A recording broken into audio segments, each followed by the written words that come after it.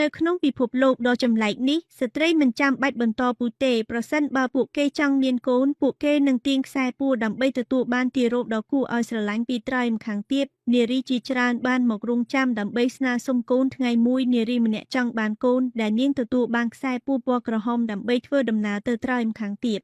នាងបានជួបនឹងក្មេងស្រីតូចម្នាក់ដំបូងក្មេងស្រីនោះបានតស៊ូមិនព្រមឲ្យនាងបីប៉ុន្តែនៅពេលដែលនាងយកភួយមកគ្រប់ឲ្យនោះបានធ្វើឲ្យក្មេងស្រីមានអារម្មណ៍ស្រួលបន្ទាប់ពីគេងលក់មួយសន្ទុះក្មេងស្រីនោះភ្ញាក់ឡើងនារីនោះក៏បីនាងចូលមកអបក្មេងស្រីមិនបានប្រកែកទេហើយភាពជាម្ដាយរបស់នាងក៏លេចចេញជារូបរាងជាខ្សែពួរពណ៌ក្រហមคล้ายជាចំណងដែលមិនអាចកាត់ផ្ដាច់បានរវាងម្ដាយនិងកូនតាមរយៈការចិញ្ចឹមបីបាច់របស់ម្ដាយក្មេងស្រីបានរៀនដើរហើយធំល្មមនឹងចូលរៀននាងមានមិត្តភ័ក្តិហើយពឹងផ្អែកលើម្ដាយតិចជាងមុនខុសពីការនៅក្មេងប៉ុន្តែម្ដាយនៅតែមានការព្រួយបារម្ភនៅពេលដែលពេលវេលាកន្លងផុតទៅក្មេងស្រីក៏ធំឡើងคล้ายជាមនុស្សពេញវ័យហើយទទួលបានសេរីភាពទីបំផុតម្ដាយក៏ព្រមលែងខ្សែពួរចេញទោះបីជាចំណងខាងរាងកាយត្រូវបានដោះលែងក៏ដោយប៉ុន្តែទំនាក់ទំនងផ្លូវអារម្មណ៍រវាងអ្នកទាំងពីរមិនអាចកាត់ផ្ដាច់បានឡើយហើយបានចាក់ឫសយ៉ាងជ្រៅនៅក្នុងបេះដូងរបស់ពួកគេហើយមិនយូរប៉ុន្មានក្មេងស្រីនោះនឹងមានកូនដោយខ្លួនឯង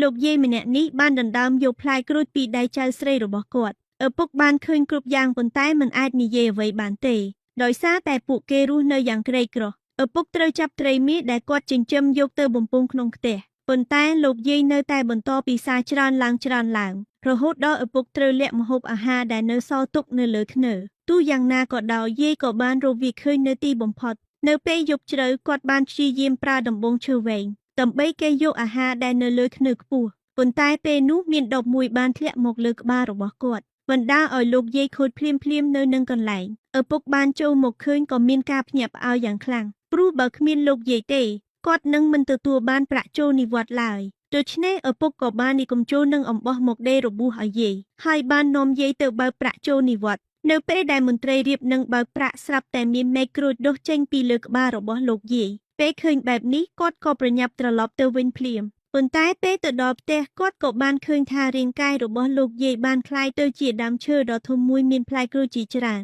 តាមពិតទៅលោកយាយបានរៀបចំផែនការលះបង់ខ្លួនឯងដើម្បីឲ្យគ្រួសាររបស់គាត់លែងក្រីក្រតទៅទៀតក្មេងប្រុសម្នាក់មានពុកមាត់វែងខុសពីធម្មតាថ្ងៃមួយគេបានដឹងថាគេរៀននៅសាលាដែលមានក្មេងៗមានថាមពលអស្ចារ្យប៉ុន្តែខណៈពេលដែលក្មេងដទៃទៀតមានសមត្ថភាពពិសេសគេបែរជាមានតែពុកមាត់ដ៏វែងអស្ចារ្យដែលធ្វើឲ្យក្មេងដទៃទៀតសើចចំអកឲ្យគេថ្ងៃមួយក្មេងប្រុសនោះធុញទ្រាន់នឹងរឿងនេះណាស់ហើយក៏សម្រេចចិត្តរត់ចេញពីសាលាដើម្បីស្វែងរកកន្លែងល្អជាងប៉ុន្តែដោយសារគេគ្មានផ្ទះសម្បែងគេក៏មិនដឹងថាត្រូវទៅទីណាដែរគេក៏បន្តដើរទៅមុខទៀតរហូតដល់បានជួបនឹងរូងភ្នំដ៏ស្រស់ស្អាតមួយគេក៏សម្រេចចិត្តចូលទៅក្នុងរូងភ្នំនោះភ្លាមនោះគេក៏ឮសំឡេងចម្លែកមួយចេញពីរូងភ្នំហើយនៅពេលនោះស្រាប់តែមានសត្វមួយក្បាលដើរចេញមកវាមានរូបរាងស្រដៀងនឹងសត្វវ៉ាម៉ាំងប៉ុន្តែមានច្រមុះពណ៌ក្រហមភ្លឺចែងចាំងសត្វនោះហាក់ដូចជាចម្លែកចិត្តនឹងក្មេងប្រុសនោះណាស់ហើយក៏ដើរមកហិតក្លិនគេបន្ទាប់មកក្មេងប្រុសនិងសត្វវ៉ាម៉ាំងក៏ក្លាយជាមិត្តល្អនឹងគ្នាហើយក៏ចាប់ផ្ដើមធ្វើដំណើរផ្សងព្រេងជាមួយគ្នាទីបំផុតពួកគេក៏បានប្រទះឃើញផ្ទះធំមួយប៉ុន្តែនៅពេលដែលគេចូលទៅគោះទ្វារគ្មាននរណាម្នាក់ឆ្លើយតបឡើយក្មេងប្រុសនោះក៏មានគំនិតចម្លែកមួយហើយក៏សម្រេចចិត្តឡើងចូលទៅក្នុងផ្ទះតាមបំពង់ផ្សែងនៅពេលដែលគេចូលទៅក្នុងផ្ទះបានគេក៏បានជួបនឹងក្មេងស្រីម្នាក់ដើរចុះមកជួបគេភ្លាមនោះគេក៏យកកាដូមួយចេញពីណាណីមកប្រគល់ឲ្យនាងក្មេងស្រីនោះសប្បាយចិត្តណាស់